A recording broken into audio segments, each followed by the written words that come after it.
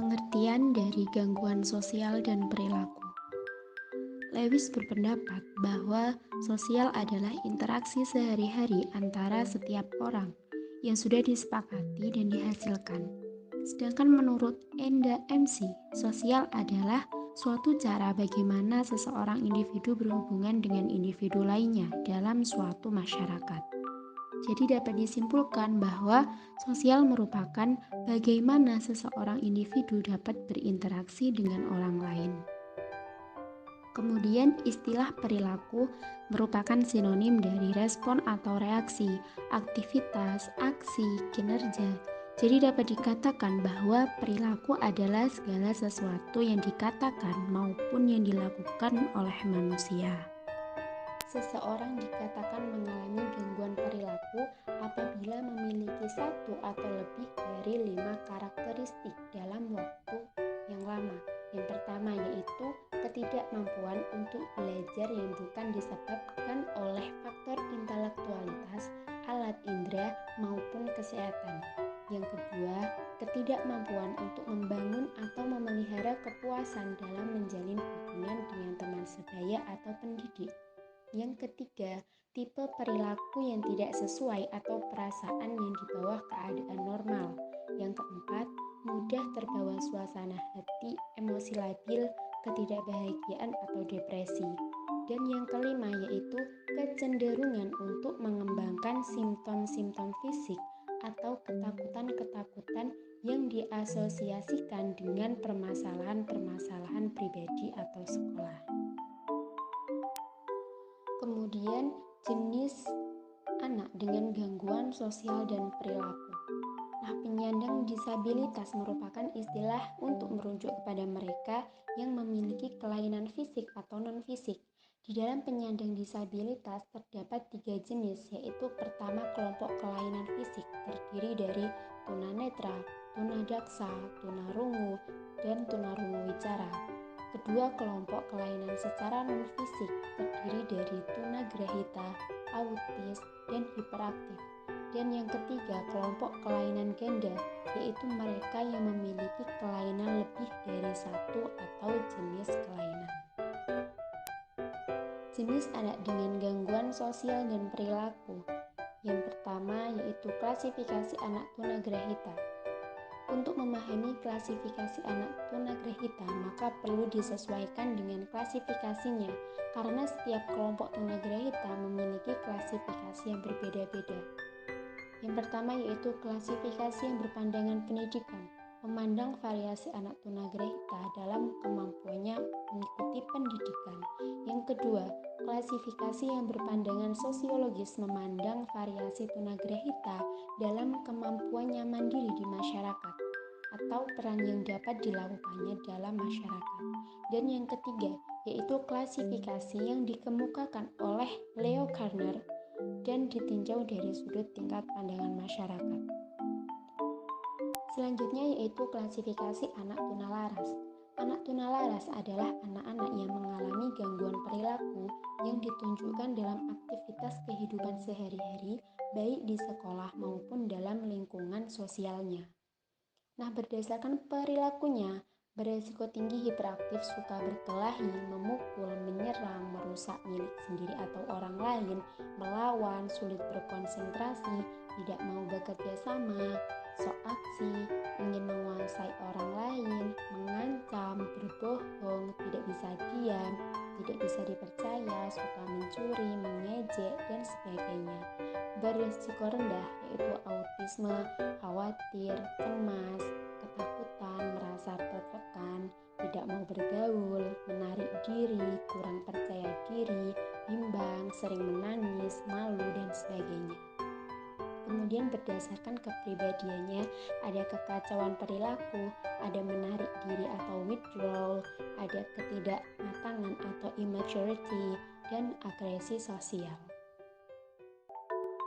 Karakteristik anak dengan gangguan sosial dan perilaku. Untuk lebih lanjut, menurut Hallahan dan Kaufman menjelaskan tentang karakteristik anak dengan gangguan perilaku dan emosi sebagai berikut. Yang pertama yaitu intelijensi dan prestasi. Beberapa ahli seperti dikutip oleh Hallahan dan Kaufman menemukan bahwa anak-anak dengan gangguan ini memiliki intelijensi di bawah normal atau sekitar 90 dan beberapa di atas break normal. Yang kedua yaitu karakteristik sosial dan emosi. Agresif, acting out behavior atau externalizing conduct disorder atau gangguan perilaku merupakan permasalahan yang paling sering ditunjukkan oleh anak dengan gangguan emosi atau perilaku. Untuk yang ketiga yaitu immature withdrawal behavior atau internalizing. Anak dengan gangguan ini menunjukkan perilaku immature atau tidak matang atau kekanak-kanakan dan menarik diri. Mereka mengalami keterasingan sosial, hanya mempunyai beberapa orang teman, jarang bermain dengan anak seusianya, dan kurang memiliki keterampilan sosial yang dibutuhkan untuk bersenang-senang. Selanjutnya yaitu implikasi anak gangguan sosial atau perilaku dalam pendidikan. Yang pertama yaitu sekolah khusus.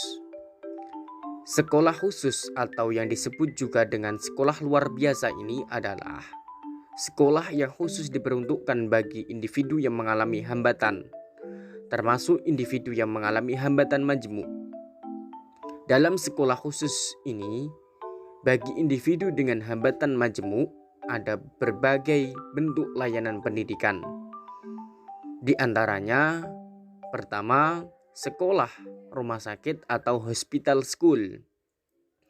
Sekolah rumah sakit atau hospital school merupakan bentuk layanan pendidikan yang dilaksanakan di sebuah rumah sakit. Yang kedua, sekolah khusus berasrama atau resident school. Sekolah khusus berasrama atau resident school ini merupakan persekolahan khusus bagi individu dengan hambatan majemuk yang disertai dengan penyelenggaraan asrama bagi mereka.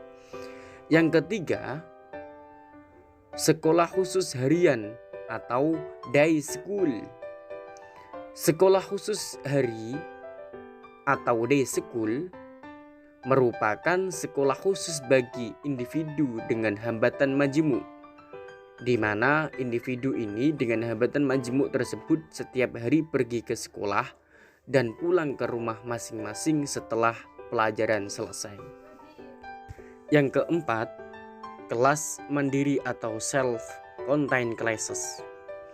Kelas mandiri atau self-contained classes merupakan program pendidikan bagi individu dengan hambatan tuna majemuk, di mana sehalaman dengan sekolah umum dibangun kelas-kelas khusus untuk siswa yang mengalami hambatan majemuk. Meskipun demikian, segi-segi pendidikan dan persekolahan antara siswa yang mengalami hambatan majemuk dan siswa-siswa lain tetap terpisah. Yang terakhir yaitu kelas khusus atau special classes. Kelas khusus atau special classes merupakan program kelas khusus bagi siswa yang mengalami hambatan majemuk yang ada di dalam sebuah sekolah umum. Berbeda dengan program kelas mandiri, organisasi, administrasi, dan pengelolaan kelas khusus menjadi bagian dari sekolah umum bersangkutan. Kedua, sekolah inklusif.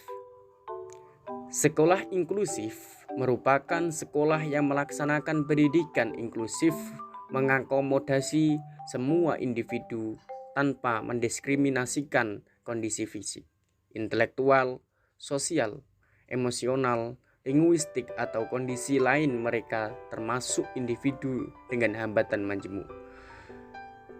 Dan tujuan sekolah inklusif bagi individu dengan hambatan majemuk ini adalah memberikan hak yang sama dengan individu tanpa hambatan majemuk untuk memperoleh pendidikan.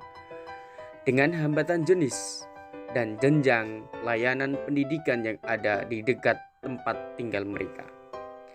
Dalam sekolah inklusif tersebut, siswa dengan hambatan majemuk tidak harus berada di kelas reguler atau inklusif pada setiap saat untuk mengikuti semua mata pelajaran atau inklusif penuh. Tetapi, siswa tersebut dapat berada di kelas khusus atau ruang sumber atau ruang terapi karena jenis dan tingkat kelainan yang cukup berat.